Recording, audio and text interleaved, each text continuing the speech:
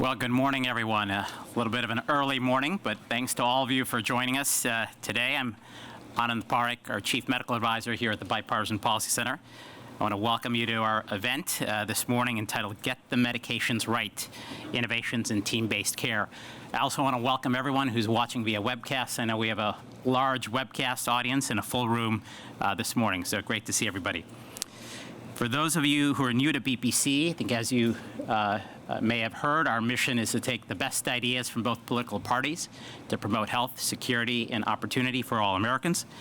BPC's health program is led by Senior Vice President Bill Hoagland, who's here with us this morning, and it strives to develop policies and support efforts that improve health outcomes and reduce preventable health care costs. It's worth noting that just yesterday, BPC released its bipartisan prescription for healthcare reform, the work of its Future of Health Task Force. The report contains a range of proposals to increase accessibility and affordability of care in the U.S. The report can be found at BPC's website, and there are also a few copies of the report just outside in the hall, so please take a look. Today, we're thrilled to be partnering on this event with the GTMRX Institute, a newly formed organization thriving to ensure the appropriate use of medications in the United States. In a moment, I'll be introducing Katie Capps, the Executive Director of the Institute, to discuss her organization's mission in greater depth.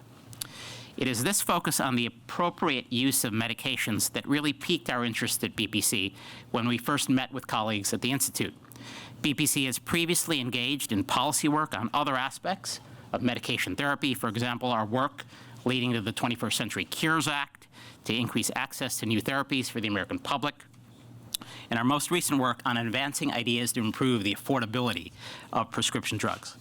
However, this particular issue, the appropriateness of medications and whether the right patient gets the right medication at the right time, is one that we have come to realize that deserves equal attention. There are countless examples, as all of us know, of inappropriate use of medications within our healthcare system. In my book recently published entitled Prevention First, I recall from my research one study that found of the instances when antibiotics are required, and we know that about in 1/3 of cases, antibiotics are not warranted for common respiratory illnesses, but in the 1/3 of cases when antibiotics are required, in 1/3 of those cases, providers select the wrong drug. As another example, I was talking to my wife at dinner this week. She's a cardiologist at Johns Hopkins, and she told me of a patient that came to her earlier in the week after fainting multiple times because another clinician had prescribed the incorrect antihypertensive medication. Fortunately, there are solutions to these challenges, as you'll hear about today. We'll be discussing the importance of delivery and payment reform and new models of care to support comprehensive medication management. We'll discuss the use of personalized medicine, health information technology, pharmacogenomics to ensure that patients are matched with the right medications. And we'll be hearing from leading public and private healthcare systems to hear about best practices in supporting medication therapy management. After each of the presentations today, you, the audience, will have an opportunity to ask questions. We'll have mic runners on both sides, and so please do think about the questions you have and the questions you'd like answered. At this time, I'd like to introduce Catherine Capps, Executive Director and co-founder of GTMRX. As most of you know, she's also founder and president of Health 2 Resources, an organization that has helped many entities meet advocacy, policy, outreach, marketing, and awareness goals. For example, H2R was instrumental in the launch of the Patient-Centered Primary Care Collaborative. Katie has served on several boards, including the Washington Adventist Health Foundation, the Institute for Health and Productivity Management, the Healthcare Industry Access Initiative, and the National Business Coalition on Health. We're really pleased to partner with her organization today, and so please welcome Katie to the stage. Thank you.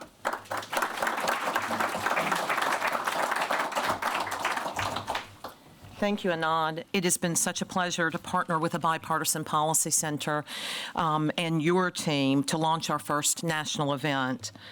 Less than a year ago, on April 17th, 2019, we launched the Get the Medication Right Institute, creating a national platform for all stakeholders, those who pay for care, those who provide care, and those who purchase care, and also those who receive care, to create a more rational, systematic approach to medication use.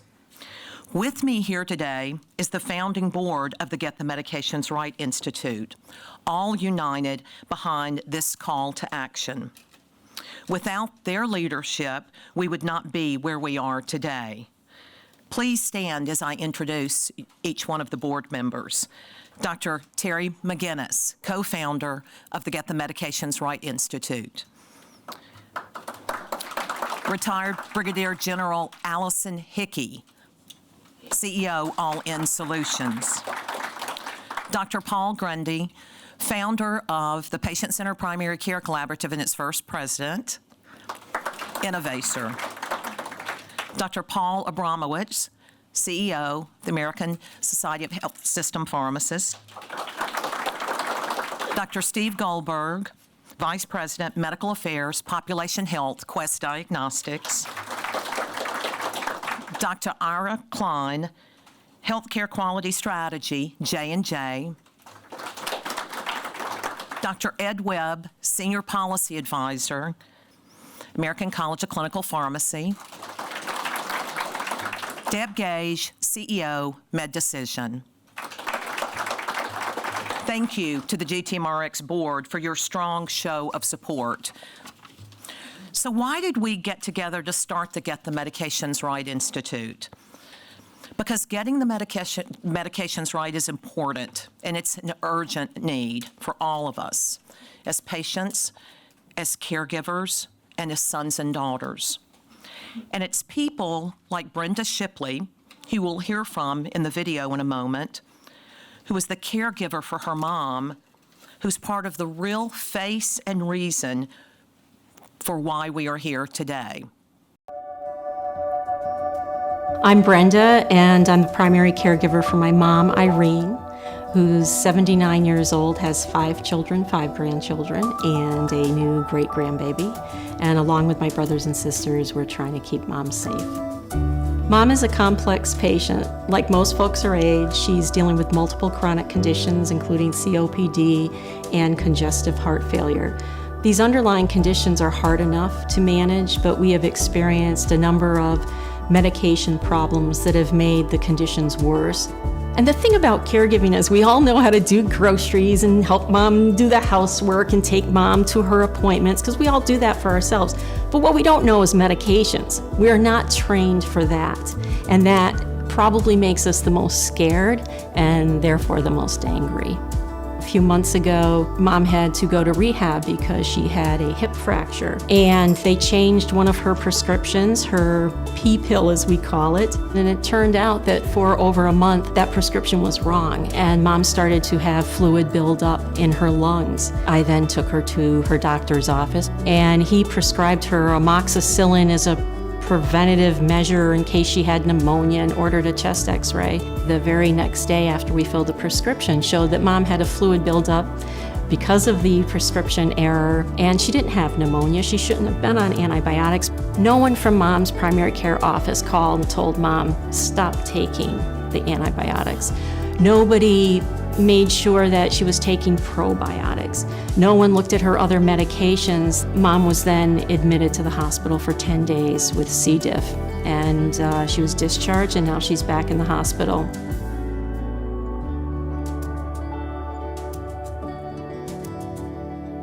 I don't know who to call to with medication questions, and I don't feel like anyone's looking after these medications or looking at them and understanding what medication will work with what medication, when medications need to be discontinued, when medications need to be changed. I feel like I'm trying to become a pharmacist by Googling at midnight after visiting my mom in the hospital. In my mind, all of that could have been prevented had there been one person solely focused on managing medications for Mom in the primary care setting. I know my story isn't unique. This is what we put up with every day in primary care and trying to keep our loved ones safe. But it doesn't have to be this way.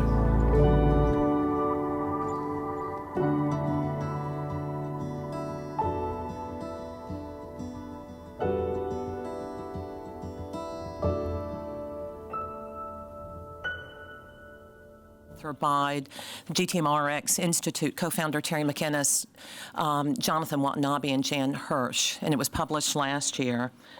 Today, at least 80% of the way we treat and prevent illness is through medications.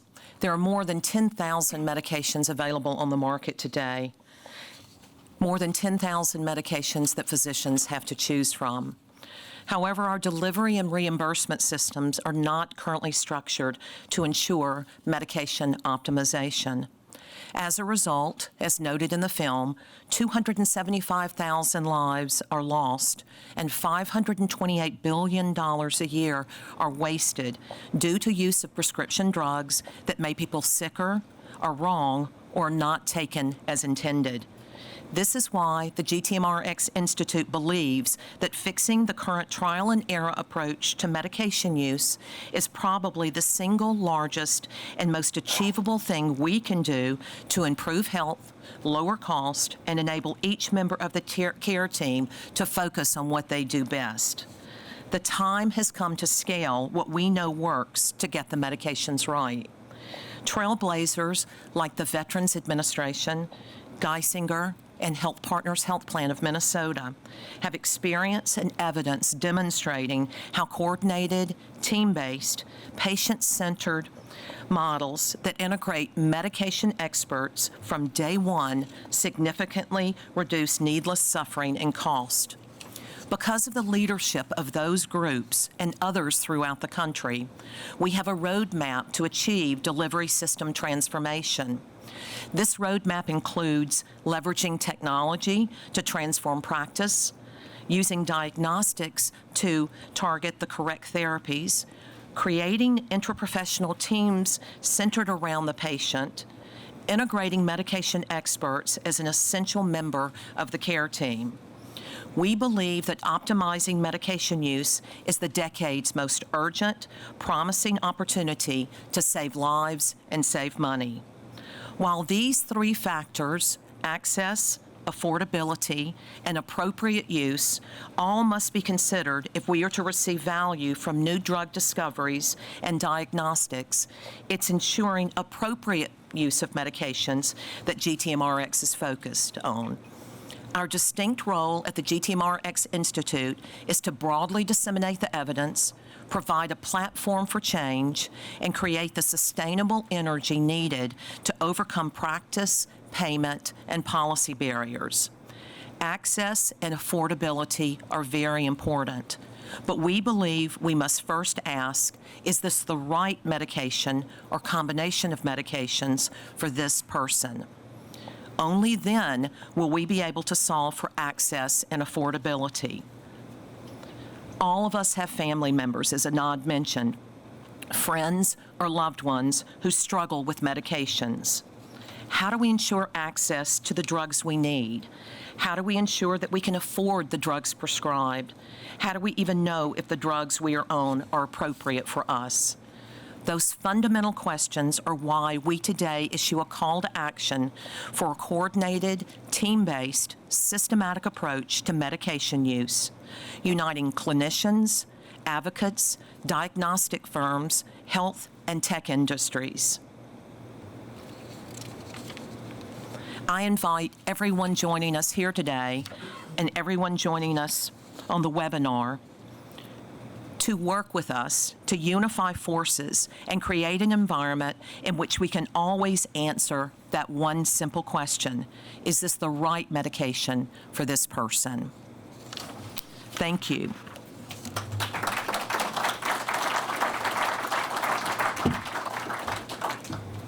Thank you, Katie, for those remarks. Welcome to the GTMRX board, and thank you for sharing also that very touching and motivating video. At this time, I want to introduce our first speaker of the morning, Dr. Liz Fowler. As many of you know, Dr. Fowler joined the Commonwealth Fund in 2019 as Executive Vice President for Programs. Previously, she served as Vice President for Global Health Policy at J&J. Many of you also know many of her public sector roles. She was previously Special Assistant to President Obama on Healthcare and Economic Policy at the National Economic Council. She also served as Chief Health Counsel to former Senate Finance Committee Chair Max Baucus in the Senate. Previously, Liz was also Vice President of Public Policy and External Affairs for WellPoint. and served as an attorney with the Washington law firm Hogan and Hartson. Liz has earned her bachelor's degree from the University of Pennsylvania, a PhD from Johns Hopkins University, and a law degree from the University of Minnesota. And I think she's going to be really touching on the impact of the Affordable Care Act, delivery and payment reform, novel care models, really that support comprehensive medication management. After her remarks, we'll have a few minutes for questions, so please think about your questions. And again, we'll have mic runners on the sides. Liz, welcome.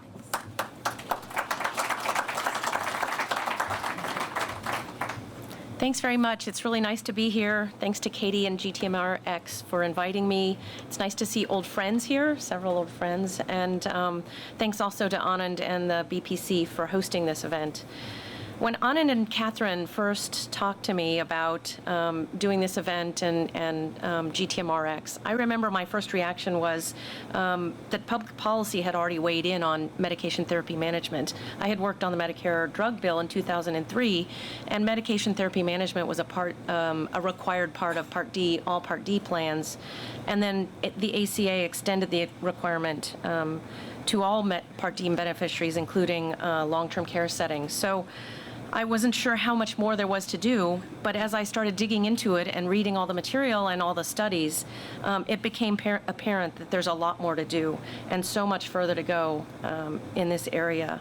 Non-optimized medication therapy remains a significant problem, as we saw from the video and as Catherine talked about. And we need more than medication therapy. We need a comprehensive approach, a team approach that involves physicians, pharmacists, and everyone on the care team, evaluating all medications, and that includes supplements and vitamins and over-the-counter medications. Comprehensive medication management calls for a team-based approach to assess all of these drugs individually and ensure they're appropriate, effective, and safe. And this approach is even more important in the context of expensive medical specialty drugs, and new gene therapies, which we'll hear more about with our next speaker. Think about all the time we're spending on drug pricing and looking at the amount that we're spending on medications in this country. And right now, there's a solution that's under our nose that we're not paying enough attention to. I think there was a reference to a recent study that only 5% of an average physician visit is spent talking about medications, new medications, and that translates to about 26 seconds on guidelines and 23 seconds to all other aspects of new medications. Moreover, and as Catherine talked about, in the language that's more relevant to a Washington policymaking audience, the annual cost of drug-related morbidity, mortality related to non-optimized medication therapy was $528 billion. For policymakers, that's significant. It represents almost 16% of health spending from the year it was calculated, and that includes all third-party payers and not just public programs. The ACA included a number of strategies to improve quality and reduce healthcare spending and promote value-based care. It was a really important part of the law. Now that we're 10 years out and we're looking back on these initiatives, we're finding mixed results. As you'll start to see, I think, as we start looking in and digging into the 10th anniversary of ACA, for example, hospital-acquired conditions, a new payment penalty that was initiated in the ACA. Early studies found that the policy saved $7.7 billion between 2014 and 2017 and saved up to 20,000 lives. But a more recent analysis said that the penalty has not necessarily led to a decrease in these events. Similarly, incentives to reduce Medicare hospital readmissions for targeted conditions have also generated mixed results, and at least one study suggested they might have increased mortality. Hospital value-based purchasing, also another important initiative, was budget neutral by design in the context of our budget experts, and it impacts a very small proportion of Medicare hospital payments, less than 1.5%. ACOs, accountable care organizations, are showing some promise, particularly physician-led models, but the savings are somewhat limited, and many ACOs are not currently bearing risk, although I know the administration is trying to move this in a different direction. Perhaps this is an ideal setting to consider comprehensive medication management. The ACA also led to the creation of several new models of primary care that have shown promise. The patient-centered medical home, which Paul Grundy has played a large role in promoting through the patient-centered primary care collaborative, and comprehensive medication management has been shown to improve quality in this setting and patient experience, but the results overall are still not as compelling as we'd like them to be. The Medicare Comprehensive Primary Care Initiative, again, shown to improve care coordination, reduce emergency department visits, but not necessarily impacting spending and, I think, physician experience. Overall, CMMI, the Center for Medicare and Medicaid Innovations, has tested over 40 new payment models, but they've only expanded 2 across Medicare. But in the meantime, physician reporting has increased physician frustration. Physician frustration and satisfaction has gone down, and the cost to physician practices of performance reporting has been estimated to be around $15 billion each year. In the meantime, health spending continues to increase, and the Medicare Trust Fund is now at 7 years of solvency. For me, and in the context of the jobs that I've had, there's a growing call for cost containment, and it's becoming more difficult to ignore. Congress will have to step in to address Medicare spending, and often that ends up being across-the-board cuts that don't discriminate between high and low-quality providers. It's sort of an across-the-board sequestration approach to health spending. So this debate is coming. I think we all see it. Those of us in Washington are watching on the horizon, and we have a limited window to identify solutions that improve care and reduce costs and improve outcomes. Improving job satisfaction among physicians would also be a priority. So that brings us back to comprehensive medication management. In the search for new models of care and new approaches to payment and delivery system reform, comprehensive medication management stands out. GTMRX is focused on exactly these priorities, and as I've gotten to know the organization and their mission, and Katie, I'm increasingly convinced that this message needs to be highlighted for policymakers. They're at the forefront of an important movement that has the potential to optimize outcomes and reduce costs. By ensuring appropriate and personalized use of medications, including new gene therapies and personalized medicine, we have the potential to address a lot of the issues that we've been trying to address for many years in Washington. But there are barriers that inhibit the adoption of a systematic approach to appropriate medication use and access across the healthcare continuum. And although our payment systems are starting to evolve and actively exploring new innovations in value-based care, the fundamentals of our system still remain outdated, based on a fee-for-service chassis. This system sometimes discourages coordination across providers. It doesn't reimburse for certain services or certain providers. I'm sure all of us in this room can start making a list of all the ways that we try to do the right things and the system tells you can't, or shouldn't, or won't. We need to identify these barriers and really start to categorize them. We need to demonstrate savings. I think the most important piece for this model is actually demonstrating the savings for the public policymakers that are going to be looking at these approaches when it comes time to have this budget discussion. We need to demonstrate that the savings are achievable, and I think that they are. As I've gotten to know Katie and GTMRX, and all of the folks in the room that are working on this model, I really believe in the prospect of the base of evidence that will make this a very prominent approach to delivering care and delivering savings. So I look forward to further conversation and learning more about it. Thank you very much.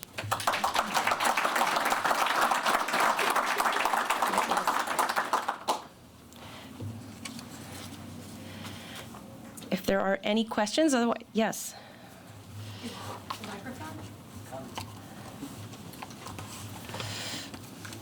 Really?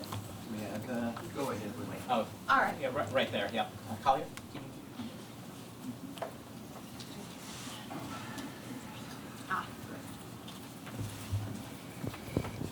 Okay, I'm Dr. Caroline Poplin. I'm a primary care physician. It seems to me you're overlooking the 2 most important things in Medicare management that might have avoided this problem.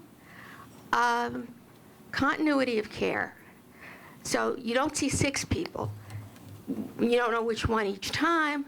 You see one person who's followed you for years. And if the patient didn't like you, so it wasn't a good match, then the patient should have gone to someone else until she found someone that she could work with. The other thing is interoperable electronic records, useful records, not about management. not about billing, about the patient, like what medications is she on? If you can look at that and see it, that's a start. You at least know the patient that you're dealing with. The old days of history and physical, and the patient tells you that's necessary, but it's not sufficient anymore. I think you bring up a great point. I think that's exactly what the patient-centered medical home is supposed to provide, and I think what the ACO models are trying to achieve. They're in their early days. I think we haven't gone far enough. It's not a requirement for all patients to have a medical home, and particularly patients with high needs and high costs. But that's something we ought to think about, is how can we get more people into this model? But you're exactly right. A person, a physician, or a nurse practitioner, not a company. It's a very good point. Thank you.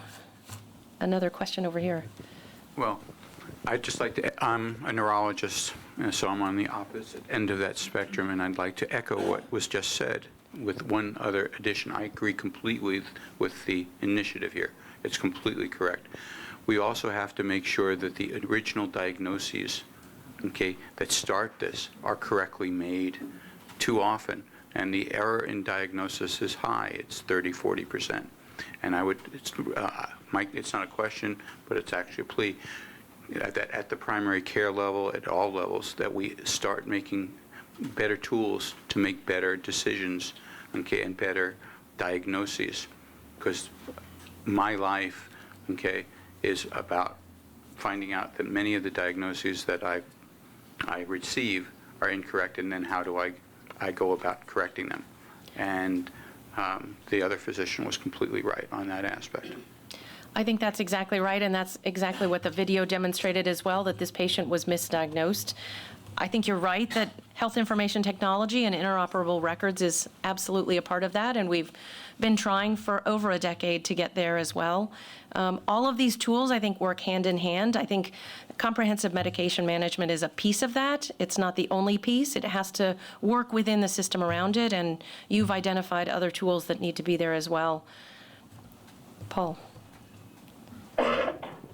So spot on.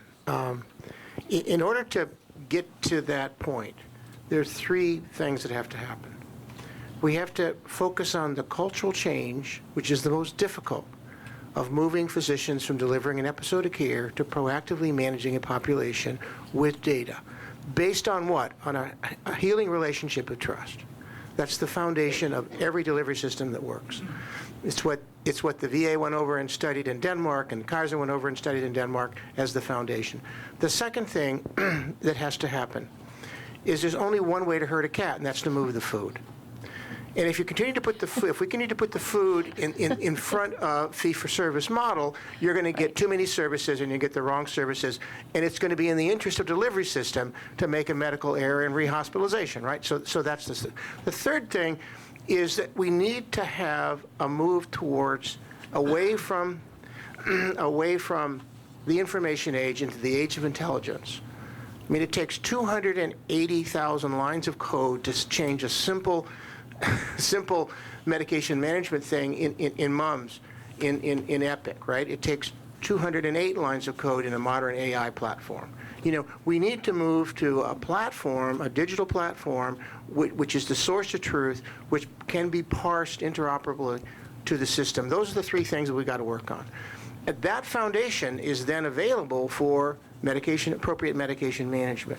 So one little change that happened in CMS's experiment with one of the pilots in Tulsa, Oklahoma, one simple little change, they paid the specialist to answer the emails from the primary care docs.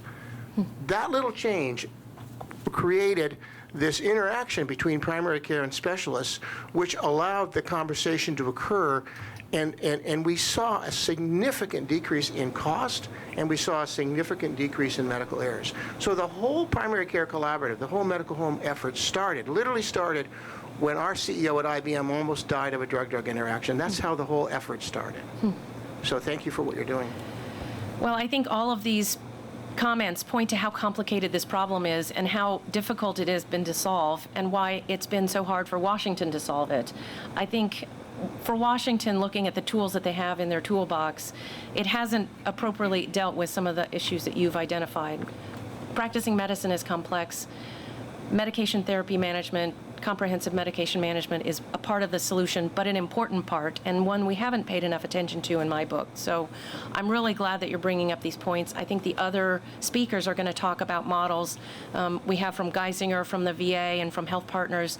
They're going to explore these issues even further, and I think maybe address some of the points that you've raised. So thanks very much.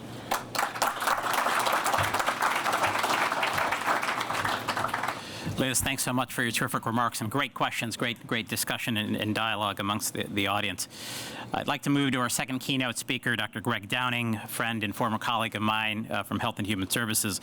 As many of you know, Greg is the founder of Innovation Horizons, a consulting practice with an emphasis on innovation and technology adaptation in healthcare. Previously, he was the founding executive director for innovation in the immediate office of the Secretary at the Department of Health and Human Services. In this position, his primary responsibilities were focused on the promotion of innovation and entrepreneurship as valued attributes of workforce engagement across health and human services. Prior to his arrival at HHS in 2006, Dr. Downing served in multiple roles at the National Institutes of Health. Dr. Downing earned his medical degree from Michigan State University. I went to the University of Michigan, so I don't hold that against him. But and his PhD in pharmacology from the University of Kansas. He's also been a senior scholar in residence at Academy Health, so we're delighted he's here to speak with us and covering a variety of topics from personalized medicine to pharmacogenomics to health information technology. Greg, thank you.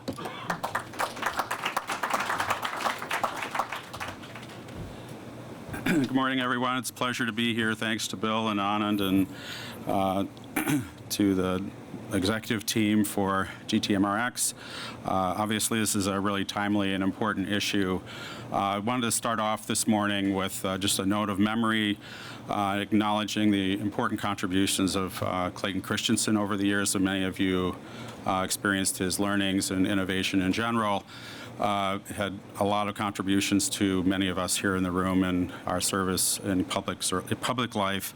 Taught us about the way in which to introduce new solutions and ideas into healthcare in general. His book on The Innovator's Prescription was a classic in opening the door of opportunity for how healthcare providers can be innovators in their own right. So many of you knew him as a giant among innovators, and he will be missed and should be our inspiration for continuing to try to do better in patient safety and effectiveness of the medications and things that we're going to be talking here about today. To that, I firmly believe there's never been a better time to be an innovator in healthcare. There are just enormous opportunities for discovery, and we need lots of help to solve problems like the ones we're talking here today. I just want to note as an anecdote, I was a pharmacist, and early in my career, a woman came back after I had refilled her prescription, and she stood there somewhat angrily and said, you know, I'm on Anavert 12.5, and you gave me 25 milligram ones. I need the blue and white ones, not the yellow and white ones. And that was my Aunt Betty. She's now 96 years old.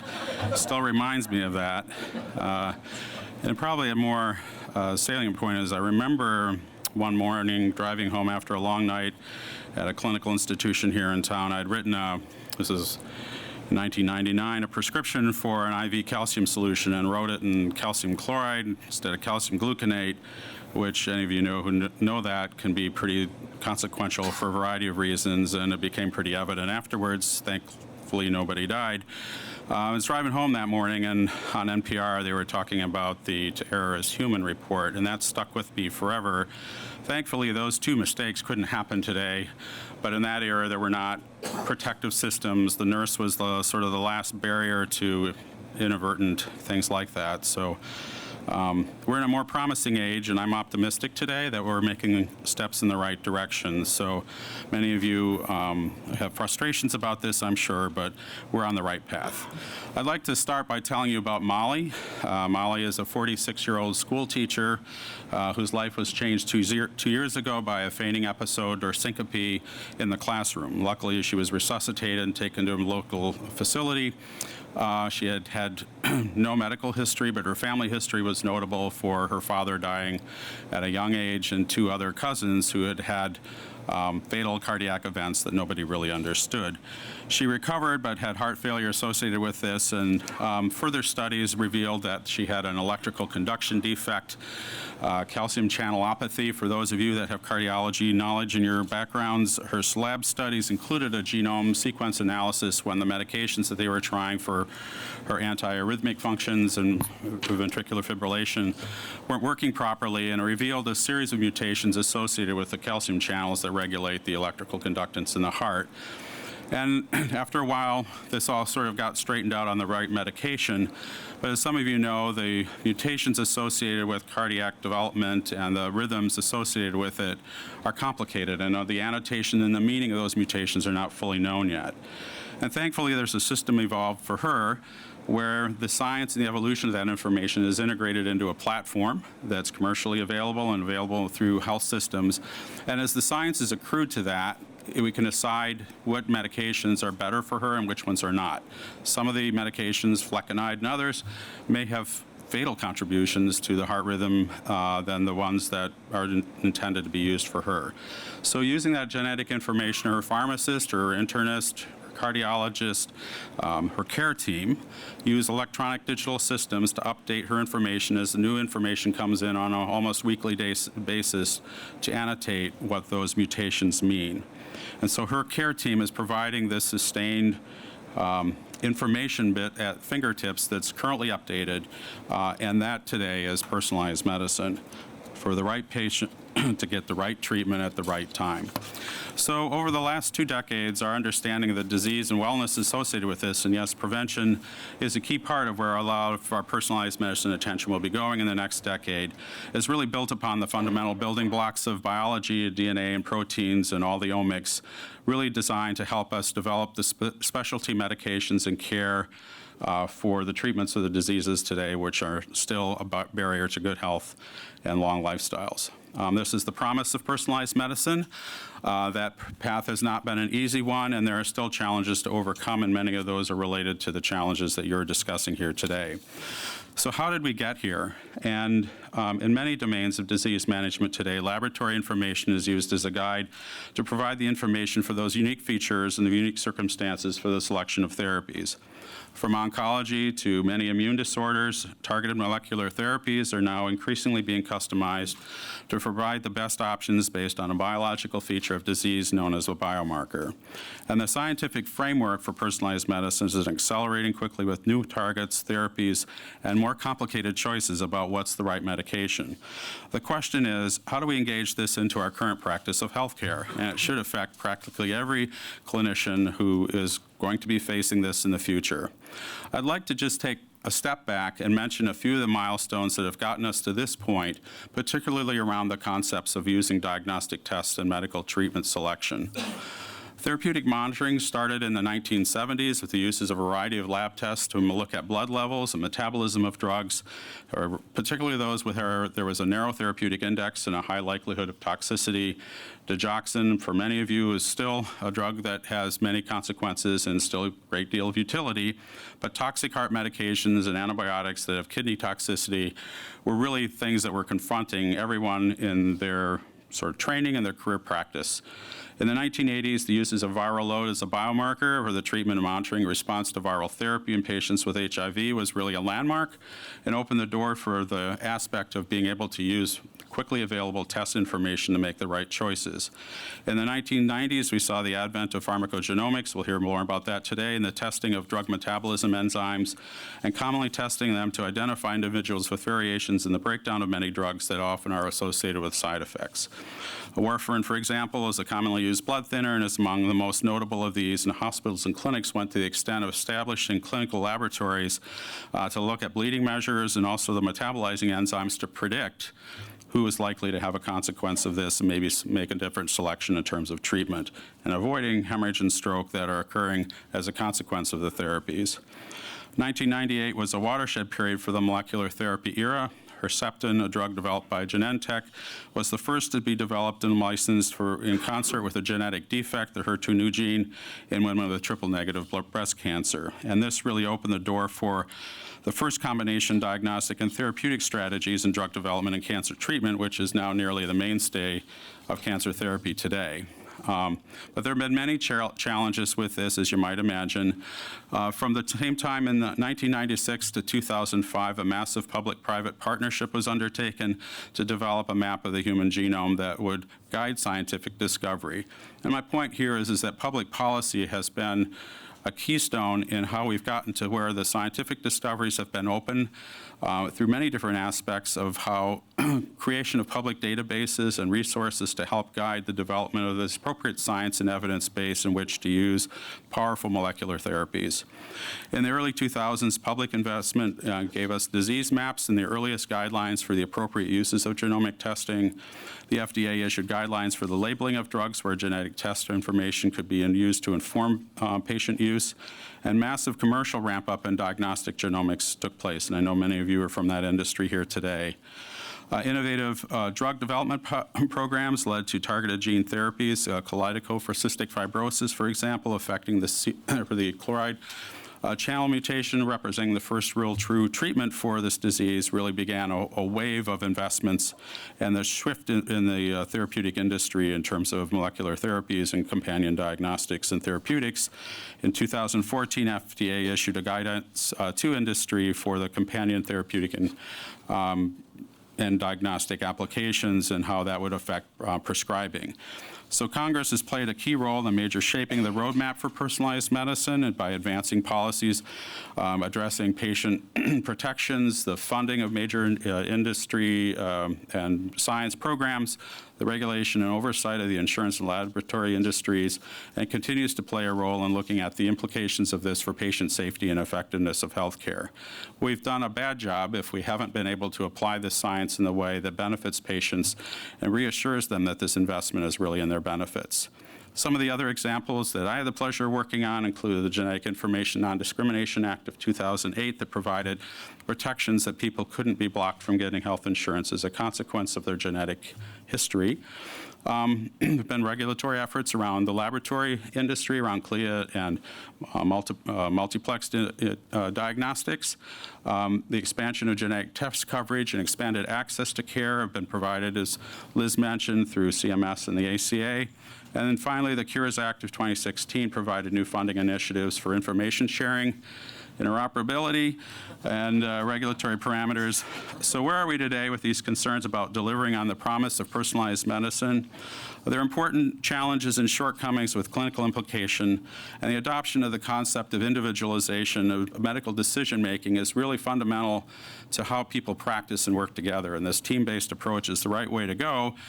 How we focus on that and develop that further, it's not like this is locked in some secret drawer somewhere that we just have to pull it out and tell people what to do. We have to learn how to do this and provide the incentives for the innovation that's necessary in getting information to the people and helping people make the right decisions.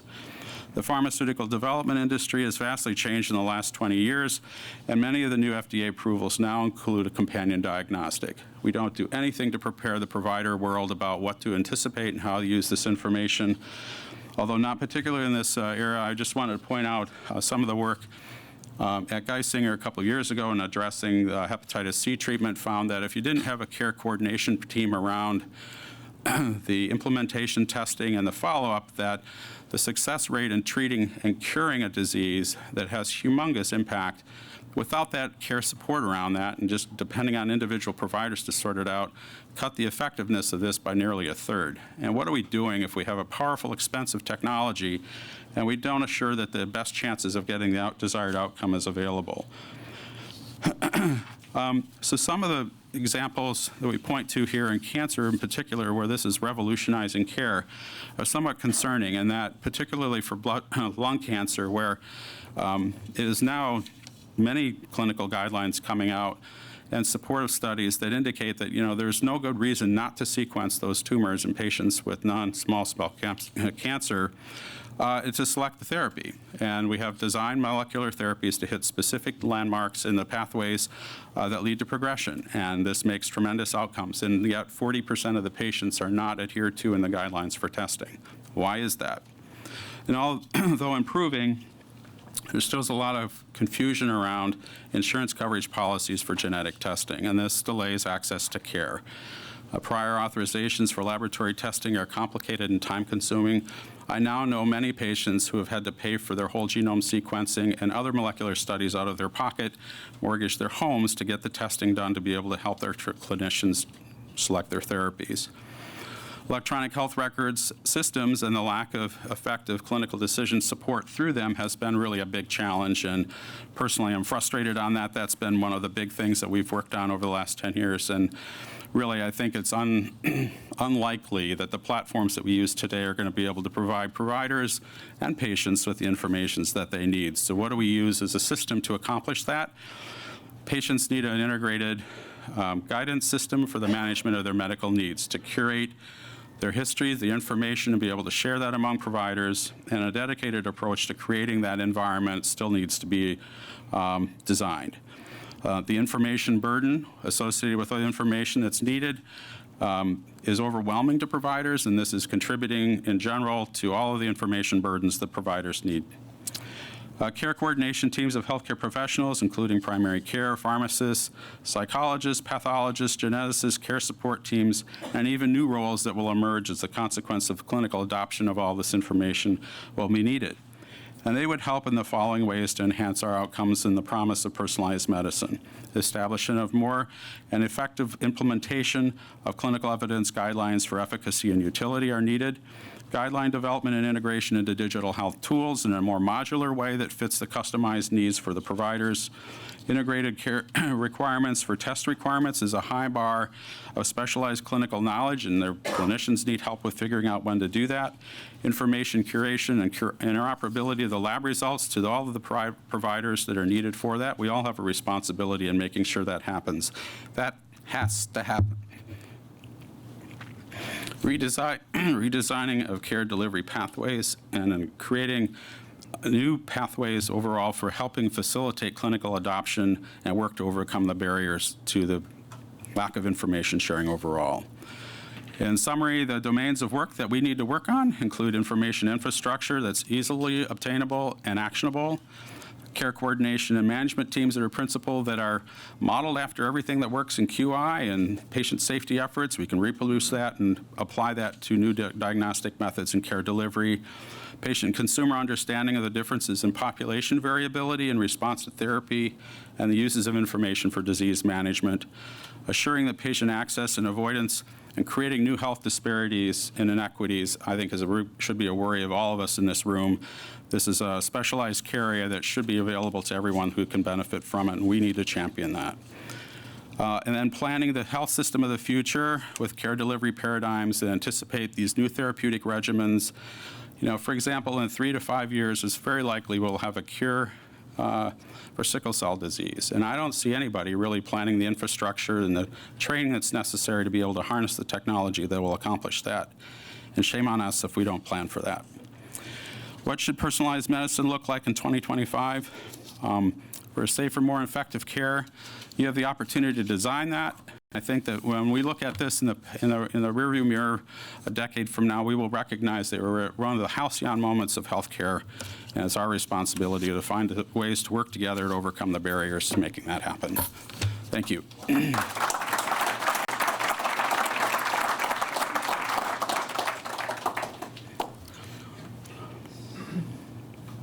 Great. I got off good. Last shot. Go ahead, Steve. Dr. Dowling, you seemed Thank you. That was a very compelling review of history and also setting forward a lens for the future. I experienced you to be very personally compelled when you were talking about some of the barriers. Maybe you could share what experiences or other perspectives are underlying that might be helpful for us.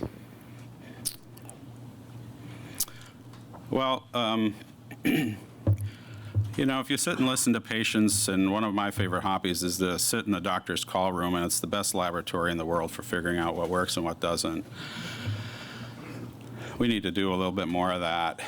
Cafeterias and hospitals are great learning laboratories. And my experiences, and thanks to a number of people here in the room, you know, I just have had the greatest experience as both a clinician and a public servant. And you can see the impact of things like public policy and HIPAA and things when you're in that unique setting of being able to see, well, how are laws interpreted to really benefit people?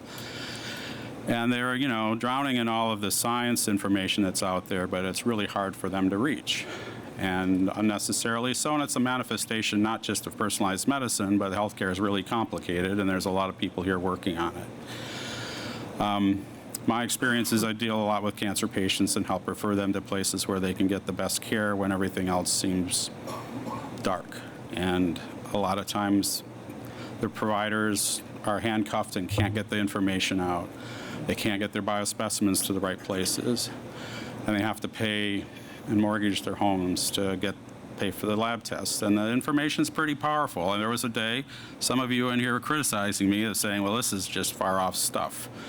And I remember my first trips to CMS and FDA when working on this for Mike Levitt. And, you know, people were not only sort of dismissive of it, but were also angry, this notion of that you're going to have to be able to figure out what each patient needs for their healthcare needs. And, you know, I think the government's done a pretty good job of being able to respond to scientific opportunity. And this is not just on government.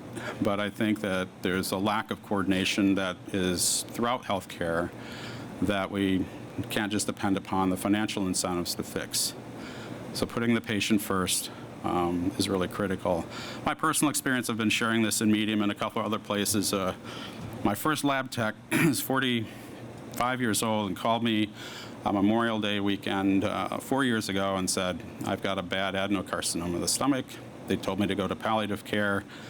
My husband was, I can say this, I guess, is head of molecular diagnostics at Stowers Laboratory in Kansas City.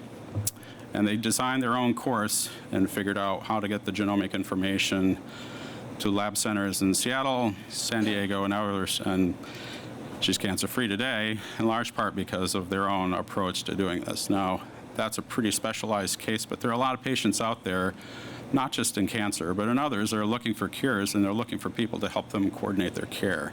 I spend a lot of time doing that, and it's really hard. And convincing insurance companies, lab companies, doctors to take a chance and say, can you just share those x-rays? Can you send the tumor here, and can you just put it in fresh frozen instead of putting in formalin, and get the right genetic information? It does get personal, and it's not just from the genetic information, but you're dealing with people's lives and families who otherwise can't reach the excess knowledge that's needed to sort through all of this and find the right answers for them. And part of that's here in the room today is, you know, how to keep the patient informed and being able to provide them with the access to the right people who have the knowledge to help them improve their chances. So I don't know if I answered your question. Thank you.